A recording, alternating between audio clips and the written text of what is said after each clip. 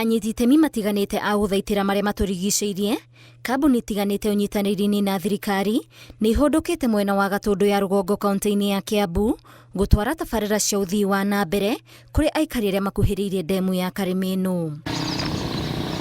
Maugĩte kũhĩtũkĩra njĩra ya kũhanda mĩtĩ, kũhũra njeki aikari nĩ ũndũ ũmwe ũgũcũngĩrĩria mwena ũyũ gũkũra na makĩria kwambatĩria ikĩro cia ndemu ya Kariminu.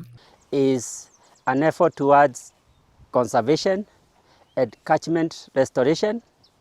We expect that through this project we should be able to work with the communities and other stakeholders and ensure that the catchment area for Kariminu Dam is properly and sustainably conserved. We've really seen the impact that this project has had on communities. We've actually been able to see the model working in places like the Eldoret T10 Water Fund, the Rivayala Water Fund, where communities have actually implemented certain land conservation measures, including water ponds, where some of them are even doing fish production.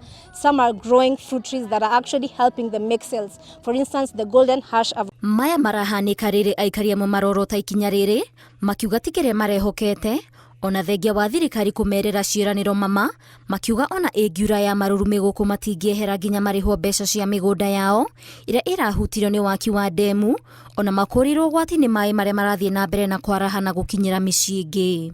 Vile nimeona hata mimi nikiingia au nikikuja hapa siku natarajia ni hiyo maneno sisi tunakuja kuambiwa. Manake tuliambiwa CS anakuja na tulikuwa na matarajio kubwa sana kutoka kwake ndio atuambie hali ya hii damu. Manake wakati mwingine tunashindwa sana inatusaidia na nini. Hata kupanda hiyo miti ni tunaona tu ni kama sisi watu hawatuoni na watujali. Ona kũrĩ ũguo, kũringana na mũrũgamĩrĩri wa kambuni ya maĩ ya Athi Joseph Kamau, thirikari nĩ ikinyũkĩtie makinya ma gũtigĩrĩra atĩ arĩa mabatiĩ kũrĩhwo nĩ mekũrĩhwo. But we have not compensated an area that we usually call the buffer zone to isolate the water zone and the communities, which is approximately about, on average, about 50 meters from the top water line.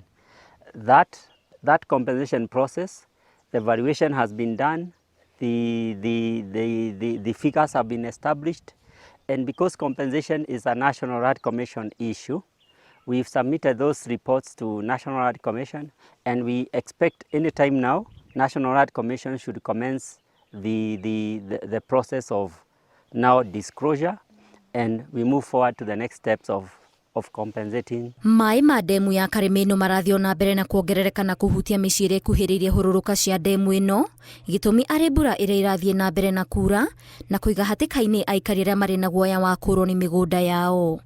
Ngĩribotera Inooro TV, njĩtagwo Waithĩra Nduati wa Mwangi.